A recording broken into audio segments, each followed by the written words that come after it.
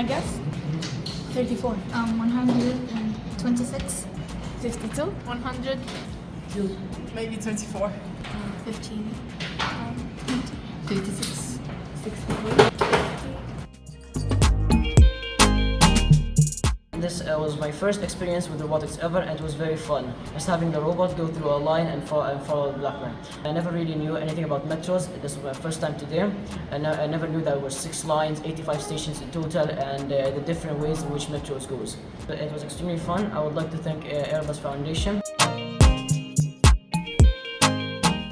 This was my first experience with the robotics. It was really nice and I really learned a lot of stuff and I enjoyed it very much. Today we made a program on robotics and it was really fun. Little Engineer is on a joint program or joint venture with Airbus Foundation, and they have made a really sophisticated robotics program and I really enjoyed it. I learned lots of things and lots of new things.